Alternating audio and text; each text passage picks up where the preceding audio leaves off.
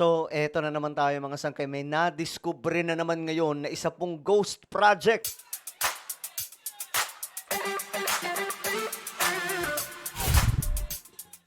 So, yung bagong upong DPWH secretary ngayon ay nag-iikot na.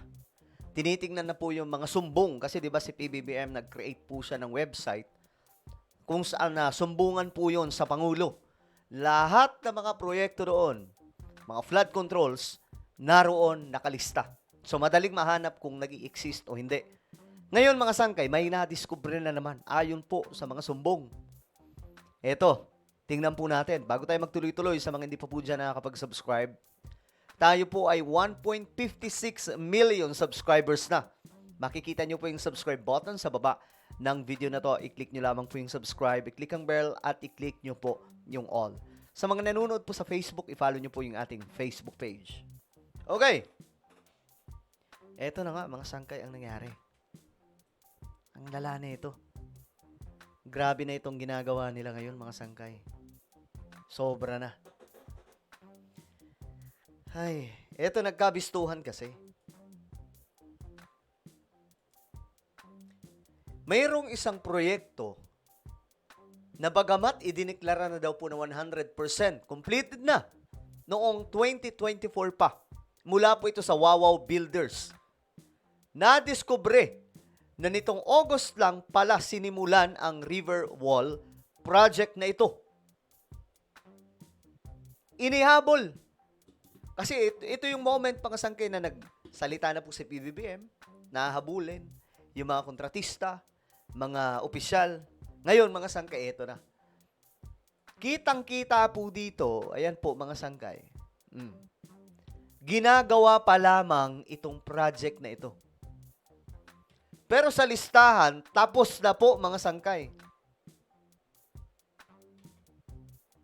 Sa madaling sabi, para po siyang, alam nyo yung patay na binubuhay mo pa rin, inipilit mong buhayin. Ito yung interview. Dito nang gagalaiti si Secretary Dizon. So, magbibigay muna ako ng konting background dito. Ano? Itong project na to, bibigyan ko kayo ng kopya nito. No? Bibigyan ko kayo ng, ito yung project briefer na galing sa DPWH. O ayan, mga sangkay. Dito nagkabistuhan. Kumpleto na yan. Galing to sa DPWH website. No? Project briefer to. Bibigyan ko kayo ng kopya nito. Ito construction ng isang flood control structure. Yan, nakikita nyo ngayon. Yung protection wall, no? Dito sa river. Worth 96.5 million. 96.5 million. From the 2024 2024. GAA. No? This contract was started on March 20, 2024. March 20, 2024. Tandaan nyo yung data. March. March 20, 2024. Nakalagay dito, ang kanyang duration is dapat 270 days. 270 days. Okay? Pero, nung June 11, so, March, April, June 11 natapos. April, May, June. So, 3 months. less than 3 months. Nakalagay dito, actual accomplishment, 100%. Grabe. Kita nyo yan? Kita nyo mga sangkay? Kita nyo ang nangyayari? In 3 months. 3 months lang. Tapos sa listahan, pero sa actual, hindi. So, tandaan nyo yan, ha? 270 days dapat. Di ba? 3 months, wala pang 3 buwan, nakalagay dito, 100% accomplished na siya. Grabe. Ang lala. Date collected, meaning nabayaran si Wawaw Builders, siya ang contractor, si Wawaw, Nabayaran. July 21, 2024. Nabayaran nung July 2024. So, 1 month after. So, 2024. Okay. So, yun ang background. Okay, yun ang background. Okay. Tinanong ko si Cap Oscar Gabriel, ang kapitan natin dito. Kailan ba nagsimula ito? Itong ginagawa, yun nakikita nyo ngayon. Kasi obviously, bago pa ng gawa yan eh. Diba? Ang sagot sa akin ni Cap, ang sagot sa akin ng mga kababayan natin doon, yung mga nakatira dito sa tabi, 3 weeks ago.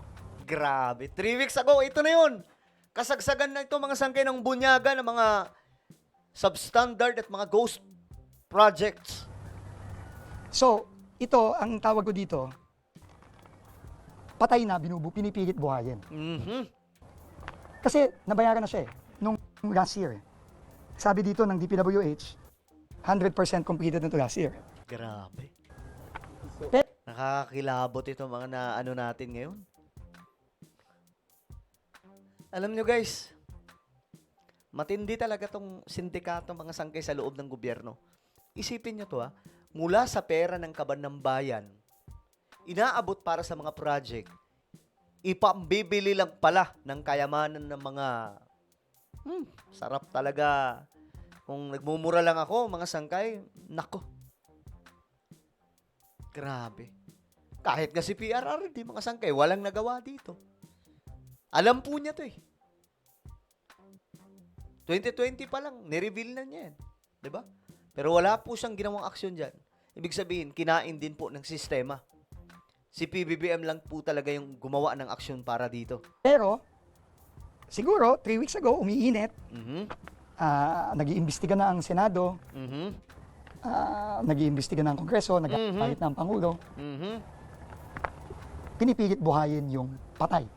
Pinilit nila ihabol, no? Kunwari, para, ang problema, nasilip. Para sana mapagtakpan yung ano nila yung ginawa nilang flood control na ghost project ngayon, mga sanggay, nagkabistuhan. Kasi nga po, may website na, dapat ito yung ginawa ni PRRD noon. Since ni-reveal na po niya ito noong 2020 pa, ayan po, alam po niya na may mga rampant yung word, rampant, na ghost projects sa DPWH. Without or any investigation, walang nangyari.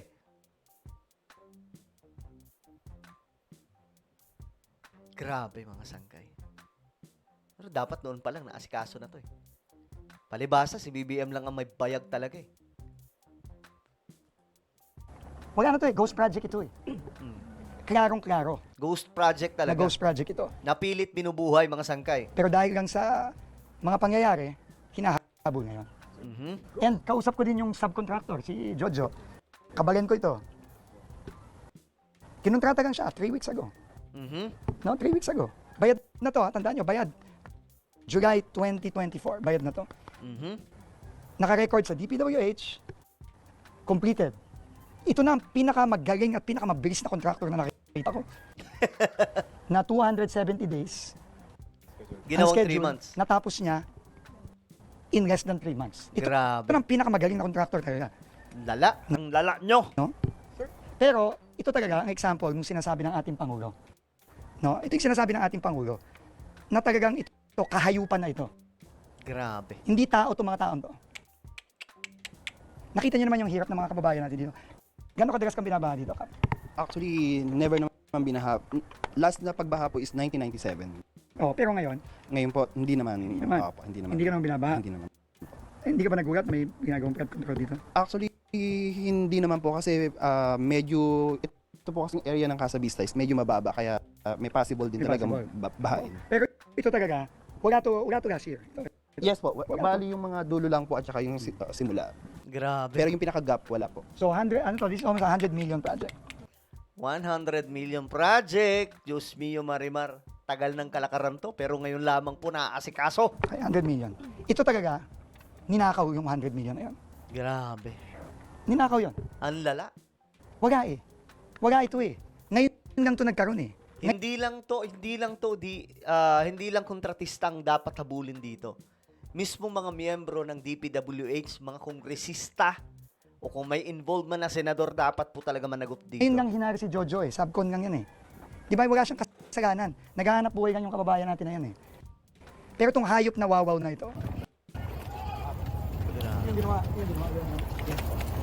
Ito, dito. Alam nyo, yan dapat ang ginawa ni PRRD noon, di ba? Nung ni-reveal niya. Nung ni-reveal ni PRRD ito, nung 2020, dapat pinuntahan niya yung mga flood control, yung mga kalsada, na rampant ayon sa kanya, yung mga ghost project. Dapat inimbestigahan yun. Nakita sana natin. Di ba? Uso na ang social media at that time. Pero bakit absent? Kakalungkot. Well, ano po ang inyong opinion? Comment down below. Meron po tayong YouTube channel, Sangke Revelation. Hanapin nyo po ito ngayon sa YouTube. Kapag nakita nyo na, i-click nyo po yung subscribe, i-click ang bell, at i-click nyo po yung all. Ako na po ay magpapaalam. Mag-iingat po ang lahat. God bless everyone.